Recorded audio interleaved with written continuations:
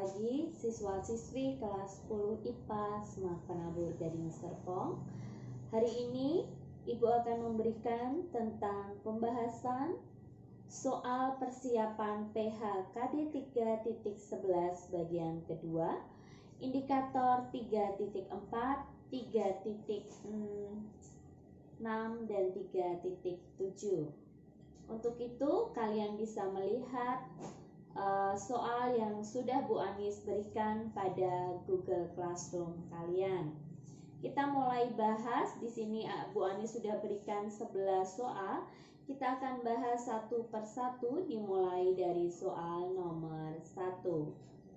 Soal nomor 1 sampai dengan soal nomor 4 itu merupakan soal indikator 3.4 di mana kalian menentukan massa atom relatif, kadar kelimpahan isotop, serta massa molekul relatif.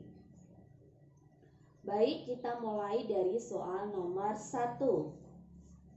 Massa atom relatif natrium adalah 23. Massa atom relatif ini bisa disebut dengan AR. Jika massa satu atom C12 massanya 12 SMA, tentukan massa satu atom natrium. Anak-anak, untuk mencari massa atom relatif suatu unsur X bisa dirumuskan sama dengan massa satu atom X per 1/12 massa satu atom C12. Kenapa digunakan massa atom C12? Karena dianggap massa satu atom C12 itu adalah massa atom yang stabil dibandingkan dengan atom-atom yang lain. Dan kenapa dipilih C12 bukan isotop yang lain? Karena dia yang paling stabil. Ukuran partikel suatu zat itu sangatlah kecil, maka kita tidak bisa menggunakan ukuran gram. Makanya digunakan SMA yang disebut dengan satuan massa atom. Nah, 1 SMA itu sama dengan 1/12 massa satu atom C12. Kembali ke soal yang tadi. Di sini dicari massa satu atom Na. Kamu sudah tahu ARNA berapa dan massa satu atom C12-nya berapa.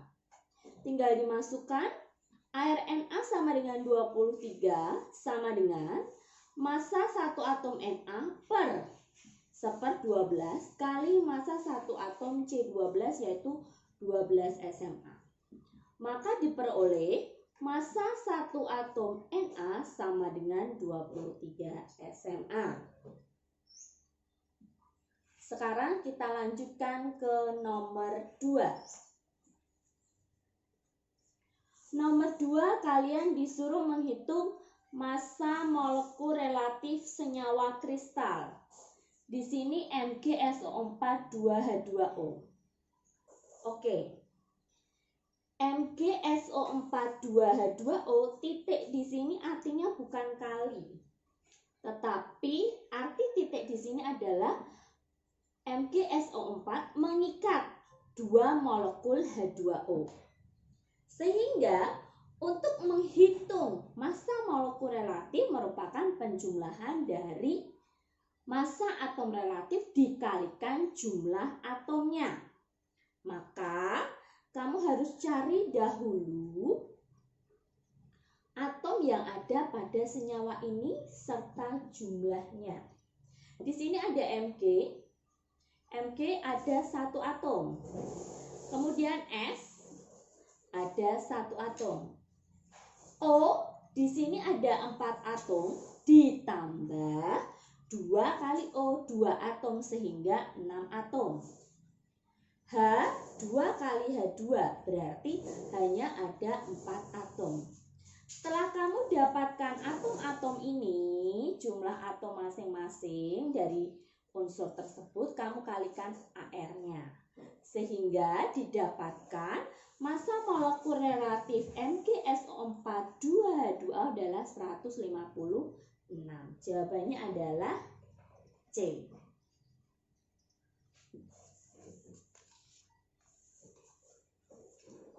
Selanjutnya kita mau menghitung kelimpahan atom yang mempunyai massa rata-rata 63,5. Di sini ada tembaga yang memiliki dua isotop, yaitu Cu63, artinya dia memiliki massa 63 SMA, dan Cu65 berarti memiliki massa 65. Kelimpahan isotop-isotop ini yang kalian cari, di mana diketahui massa atom relatif tembaga sama dengan 63,5. Ya, kita harus misalkan kelimpahan unsur di alam itu totalnya adalah 100%.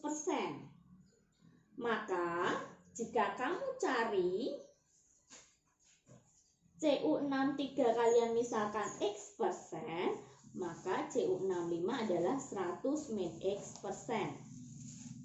Kemudian kita masukkan massa atom relatif rata-rata itu sama dengan persen kelimpahan kali massanya. Kalau kita ada isotopnya ada 3, ya kita persen kali massa 1 tambah persen 2 kali massa 2 tambah persen 3 kali massa 3. Karena ini hanya 2, berarti persen kali massa pertama ditambah persen kali massa kedua. Diketahui AR rata-rata untuk Cu adalah 63,5. Cu63 dimisalkan X% dengan massanya 63 SMA ditambah Cu65 dimisalkan 100 min X% kali 65. Maka dapat ditemukan perhitungan seperti ini. Persen kita jadikan 1, maka per 100 semua. Kemudian kalikan silang. Dan didapatkan X sama dengan 75%. X 75% itu untuk kadarnya Cu63. Untuk Cu65 karena total adalah 100%, maka Cu65 sama dengan 100 min 25%. Sama 100 min 75%, maaf, sama dengan 25%. Jadi jawabannya adalah B. Oke, selanjutnya nomor 4. Nomor 4. Unsur klorin mempunyai dua isotop, Cl35 dan Cl37. Isotop Cl35 adalah 75%, isotop Cl37 adalah 25%.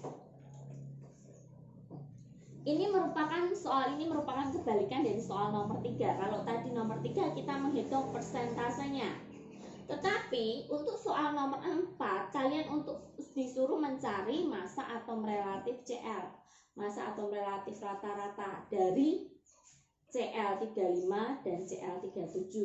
Di mana Cl35 itu persentase kelimpahannya 75%, Cl37 persentase kelimpahannya adalah 25%. Sehingga ArCl kalian bisa cari 75% kali 35 ditambah 25% kali 37. Sehingga didapatkan massa atom relatif Cl rata-rata adalah 35,5. Demikianlah pembahasan soal untuk nomor 1 sampai dengan nomor 4 yang merupakan indikator 3.4. Selanjutnya, Bu Anis beralih ke indikator tentang molaritas. Dimulai dari soal nomor 5. Molaritas larutan yang terbentuk dari 0,6 gram urea. Urea itu adalah CONH2 dua kali, di mana ARC itu 12, ARO 16, dan H1 dalam 100 ml air. Mencari molaritas jika diketahui gram, rumusnya adalah molaritas sama dengan gram per ml kali 1000 per volume larutan.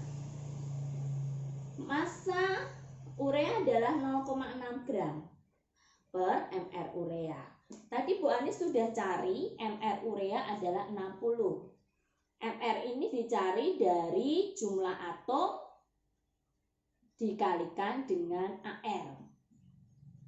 Kemudian volume kali 1000 per volume larutannya adalah 100. Sehingga didapatkan konsentrasi dari urea adalah 0,1 M. Soal berikutnya adalah menghitung molaritas campuran. Sebanyak 100 ml HCl 0,5 M dicampurkan dengan 100 ml HCl 0,1 M. Kamu disuruh mencari molaritas campuran yang terjadi. Ingat, molaritas campuran itu rumusnya adalah mol campuran per V campuran. Nah, karena mol di sini belum diketahui, maka kamu harus cari. Di mana rumus mol, kamu ingat bahwa molaritas itu sama dengan mol per volume.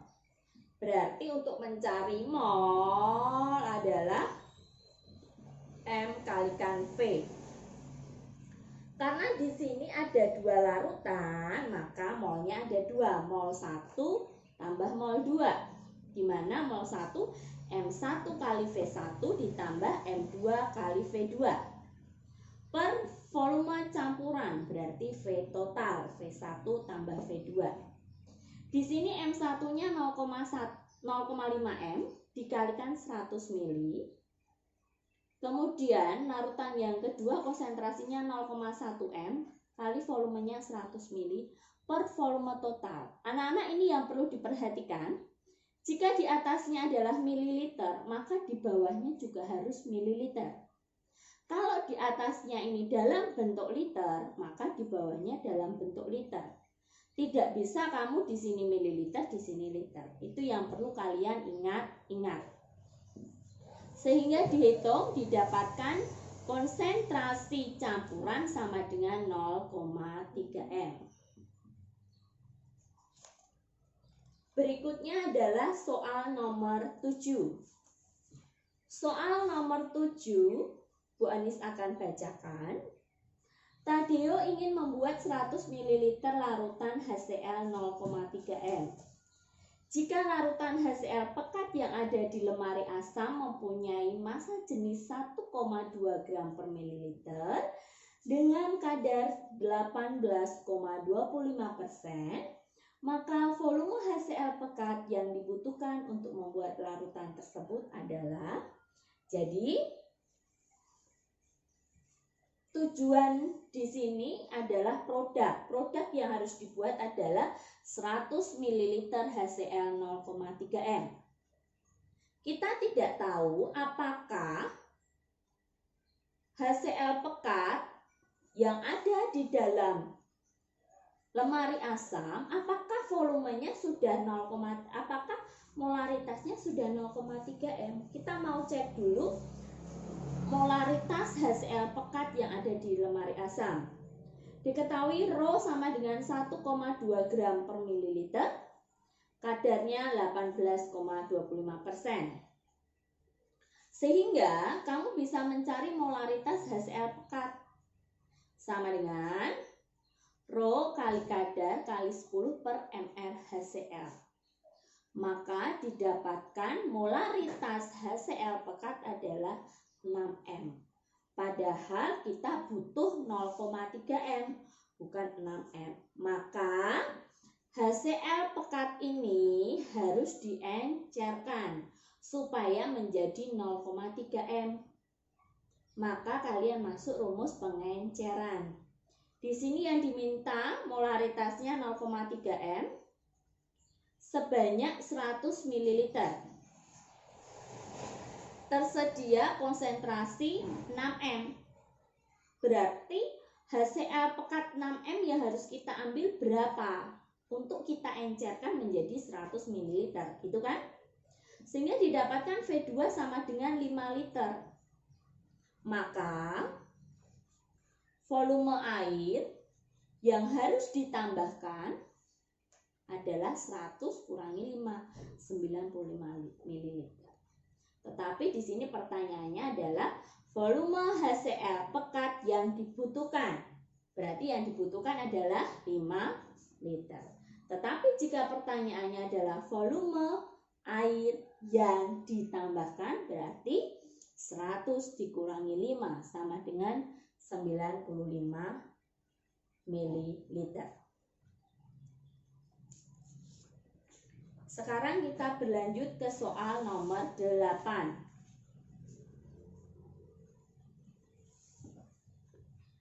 Dalam 100 kg air laut, kita sudah mulai soal tentang kadar ya. Dalam 100 kg air laut terdapat 0,001 gram raksa.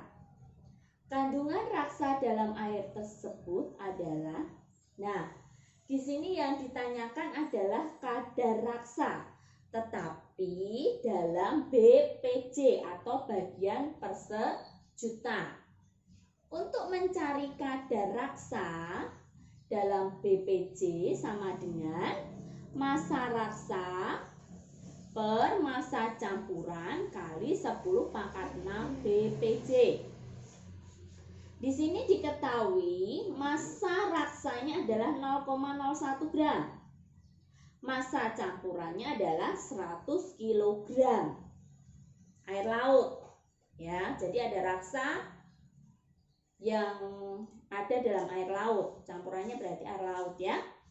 Nah, ini satuannya berbeda, maka kamu harus samakan dulu. Berarti 0,01 gram per 100.000 gram kali 10 pangkat 6 BPJ didapatkan 0,01 BPJ. Mudah bukan untuk menyelesaikan soal-soal kimia? Yuk kita lanjutkan kembali ke soal nomor 9. Soal nomor 9. Dalam 200 gram air, di sini ada 200 gram air, terdapat 2,8 gram KOH. Kemolaran larutan tersebut adalah yang ditanyakan. Berarti ini air ini adalah pelarut, sedangkan ini adalah zat terlarut. Nah, untuk mencari molalitas adalah gram zat terlarut di mana gram KOH per mR KOH kali 1000 per gram pelarut. Pelarut di sini adalah air. Sehingga didapatkan 2,8 gram per 56, ini adalah MR-nya dari KOH. Kamu bisa cari, datanya sudah ada di sini. Kali 1000 per 200 gram. Maka didapatkan 0,25 M atau 0,25 molaritas. Mengerti sampai di sini? Baik. Bu Anis akan lanjutkan ke soal nomor 10.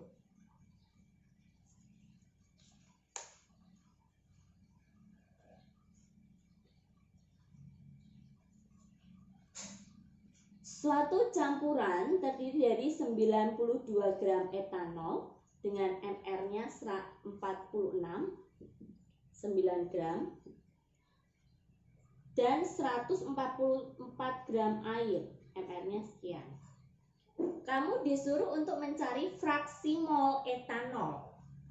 Untuk mencari fraksi mol etanol berarti sama dengan mol etanol per mol campuran. Berarti mol etanol ditambah mol air. Kita cari dulu masing-masing molnya, baik etanol maupun air. Di sini dilambangkan mol dengan N. N etanol berarti mencari mol gram per ml. 92 gram, ml-nya 46. Didapatkan mol etanol sama dengan 2 mol. Kemudian mol air berarti 144 gram per 18 sama dengan 8 mol. Maka untuk mencari X etanol sama dengan 2 mol per 2 mol tambah 8 mol sama dengan 2/10 0,2. Sehingga jawaban untuk mencari fraksi mol etanol ini adalah 0,2. Tetapi apabila kamu disuruh mencari X airnya, fraksi mol air, ya udah tinggal 1 dikurangi 0,2 sama dengan 0,8. Mudah bukan? Mari kita berlanjut untuk soal nomor terakhir. Soal nomor terakhir, kalian disuruh mencari kadar gula dalam larutan. Larutan itu berarti terdiri dari zat terlarut dan pelarut. Di sini zat terlarutnya adalah gula. Kemudian dimasukkan dalam 200 ml air. Ini air ya, yang dimaksud air. Nah, berarti mencari kadar gula, persen gula, massa gula per massa campuran kali 100%. Kamu harus cari dulu massa campuran ini apa. Massa campuran itu massa gula ditambah dengan massa air. Massa gula 50 gram. Bu, massa airnya nggak diketahui. Nah, tenang. Di sini ada volume air 200 ml. Berarti mencari gram dari volume sama dengan Rho kali V. Kamu ingat, Rho air 1 gram per mililiter kali 200 ml. Ya bukan? Berarti sama dengan 200 gram. Ditambah 50 gram berarti 250 gram. Maka untuk mencari persen gula sama dengan 50 gram per 250 gram kali 100% sama dengan 20%. Demikian anak-anak pembahasan soal persiapan KD 3.11 bagian yang kedua, di mana kalian mempelajari indikator tentang penentuan kelimpahan isotop AR dan MR, kemudian perhitungan molaritas, dan dilanjutkan dengan perhitungan kadar yang meliputi BPJ, molalitas, fraksi mol, serta kadar, baik kadar massa maupun kadar volume. Dan nanti dalam video lain akan ditampilkan pembahasan soal yang dibahas Pak Mani tentang konsep mol. Demikian anak-anak, terima kasih atas perhatian dan semangat kalian. Stay healthy, stay at home, dan tetaplah mengandalkan Tuhan dalam setiap rencana studimu. Tuhan Yesus memberkati.